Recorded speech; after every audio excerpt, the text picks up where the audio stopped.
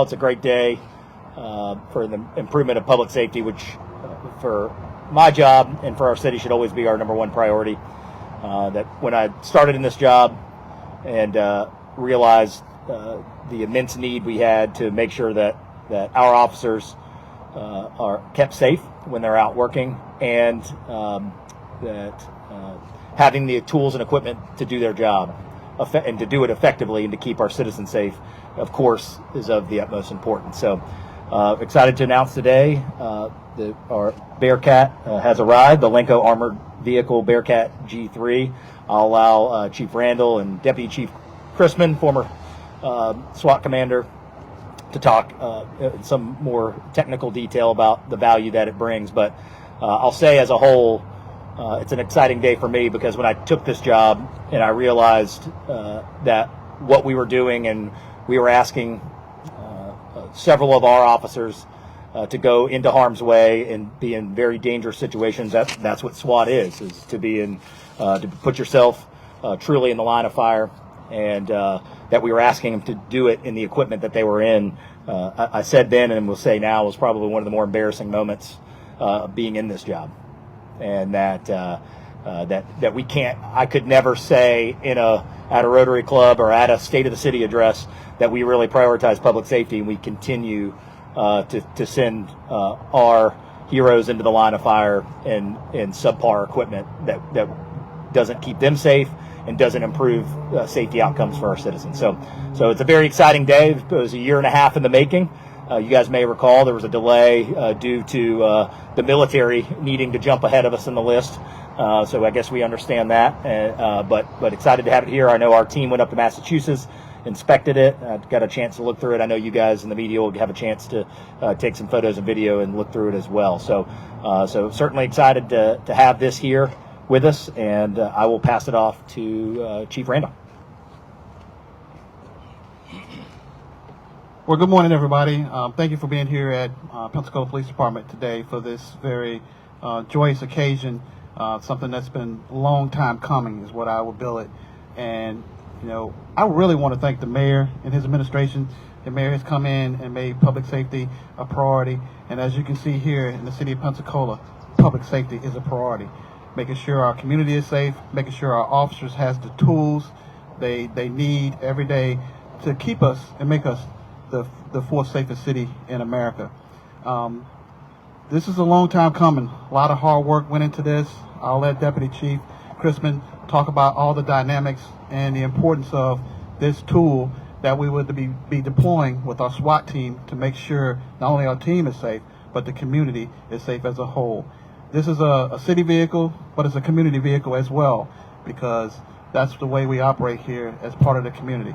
I want to say once again, I can't thank the mayor and his administration enough for the investments that he is making in public safety, so we can make sure each and every one of you is safe as well. Thank you.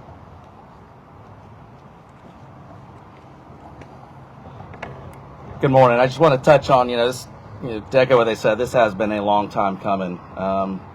As a former SWAT team member, I spent 14 years on the SWAT team, 2 years as the SWAT commander, to go from nothing, to go from the makeshift vehicle that we had to now have this.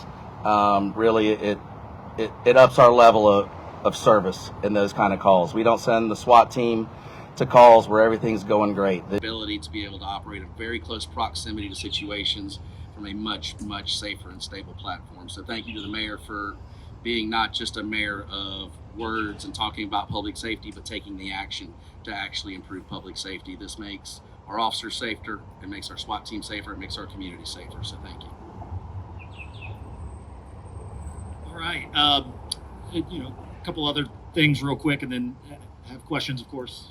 Chief Randall, Deputy Chief Chrisman, we've got some of our SWAT guys here that can help answer any questions that you have as you go around. In addition, you'll see on the council agenda on Thursday is another example of having the tools and equipment to do our job. We have a mobile command center that's somewhere in the 15 to 20 year, I don't remember the exact year, 15 to 20 year old command center, outdated in technology. And we were able to get a grant for about $500,000 Homeland Security grant. So the majority of funds will come from that, but the final funding of about that PPD, about 165,000 for an $800,000 mobile command center, and it does exactly what it sounds like, that we would be able to set up PPD command from anywhere, whether it's at the port, at the airport, or otherwise during a hurricane, those types of issues. We would have the equipment that we need to be able to run the department significantly more effectively. So with approval on Thursday for the final part of that funding, I expect that we'll get that. Then we'll have another piece of equipment. Other than that, unrelated, I do want to touch just briefly. We are close by. You saw some, and there was some conversation, I know on Monday, I wasn't there, about safety for MLK and Davis Highway and the one laning and two laning. It has come up recently during our CRA update plans that the neighborhood has had MLK and Davis, as we know, for decades as one-way streets. And it was really ultimately kind of a substitute for I-110. But it also has the same negative impacts, I believe, that it also dissects our neighborhoods. And two-way streets, you can look at it, the data is unanimous. Two-way streets means slower traffic. It means less crashes and fatalities. We've totaled up those numbers. I don't have them off the top of my head, but hundreds of incidents of crashes, speeding, all of those issues on when you have two-lane, one-way streets cutting through our community. So what we're looking for ultimately is hopefully to get design funding. FDOT has had MLK and Davis on their list to resurface, but the plan right now, as it sits today, was to resurface them yet again as one-way streets. So we have a very small window of opportunity to help inject some funding into FDOT's design that would actually design them as two-way streets.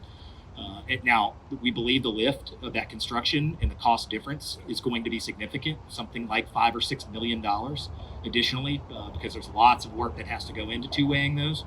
But we didn't want to, if we don't take action now, it will never happen. It'll be generations from now after it gets resurfaced as one way to turn it back to two-way. This would be the time. So I'm working alongside Commissioner May. I know he's excited about this, and hopefully the county will be putting up some funding as well. MLK and Davis, of course, the north terminus is in the county. So we all have vested interest in this, and that we want. We don't want to just say we're doing Hollis T. Williams to reconnect the community and have further disconnection happening on MLK and Davis. So that's where a lot of that comes from, and we continue to work with our partners at FDOT, and certainly hope we have council approval for that ARPA funding to be able to increase the scope of design and get those designed as two-way streets. So very, very excited for that. But other than that, I'm just happy to take your questions on Bearcat, police, other technology, and of course we got the guys behind me available.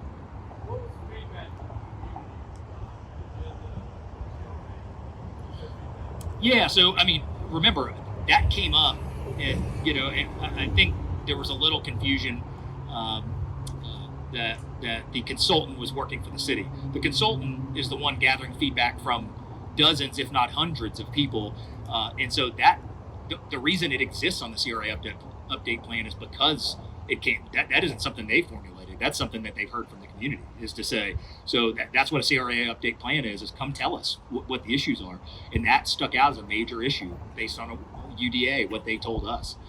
So this conversation's been happening for several years, but we're at a critical point right now, because if FDOT goes under design, and they're already funded to do one-way design and repaving, if we don't do that, and I'm expecting that's going to happen this calendar year, that's how quickly it's going to happen, then for the next 10, 15, 20 years, we probably won't have this conversation again. And so this is the opportunity for us to inject that design funding. Yes, we'll have to find construction funding. We'll have to work with our partners, maybe go down to Tallahassee a few times, but that's a problem we can try to solve in the next year and a half after design. But if we don't do this now, then you can kiss that scenario goodbye. And so, I think this is a result of, and it's really confirmation, from the community to say, this is a problem for us. Our kids crossing streets, people with limited mobility to be able to cross those streets. Those are dangerous. I mean, and you got to do it twice between 9th Avenue and I-110. And you don't need to hear me. You could probably talk to some of these guys right here and how many people we have driving the wrong way down these one-way streets thinking that they're two-way, and the speeding that we see and the crashes that we see. It's all backed up in data. not just here locally, but nationwide. That if we've got two-way streets, the same way we did on Palafox, the same way, you see more positive crash outcomes and safety outcomes when you have traffic moving a little bit slower. And now, with the existence of I-110 behind us, what's the necessity of having two highways ultimately running through a neighborhood? I don't know that's a necessity anymore, considering the highway we have behind us. We have two cars running at the same We have noticed that has and that's a difficult road too. I mean, personally, I owned a business that was real close to that, and I tell people all the time that's not a very walkable place, right? It's a state road, obviously Garden Street kind of turning into Alkanese. I think we would be open to explore all sorts of options there, whether that needs to be teed off somehow. I don't know. I'm not the traffic engineer what the solution is, but I'm definitely open-minded to hear, because the reality is, even outside of the current incidents, it's no one would walk that street and say this is, from the Bay Center to downtown and say this is a surprisingly walkable, enjoyable. You're more worried about traffic than you are about about feeling safe there. So I think for more than just those couple of reasons, that we should look at what some possible solutions are. But it's a state road, and so there's lots of people in play there, and being able to move folks around. It's also, understand, Rick, that's the front gate when you get off this interstate. The front gate to our city is that Garden Street exit, and how it looks and how the traffic flows there does matter. And so, is it worthy of a bigger conversation, Alkanese to Garden? I think it is.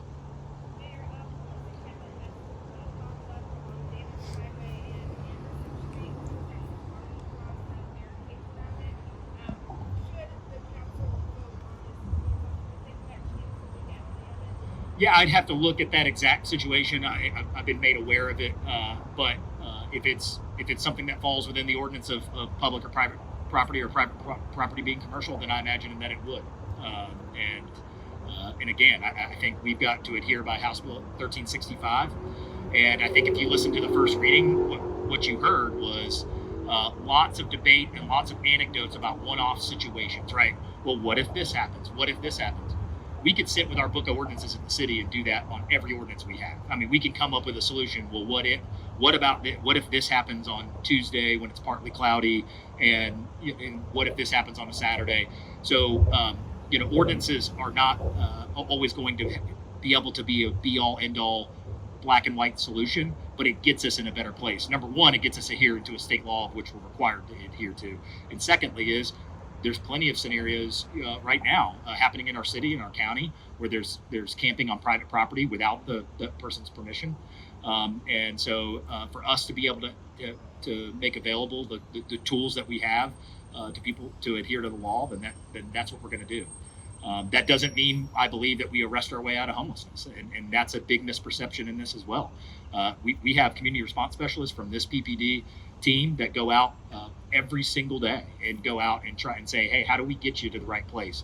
We've invested over $1 million in shelters that is upcoming right now to help further open up bed space for our current nonprofits. So by no means is this a single focused solution from this ordinance alone, but it's this ordinance also dovetailed with several efforts that both the city and our nonprofit partners are doing to try to come up with solutions. Because we know arresting our way out of homelessness is not a long-term solution, but neither is having no rules. That's not a long-term solution for our business owners, for people that frequent our downtown, and for the ability to adhere to House Bill 1365.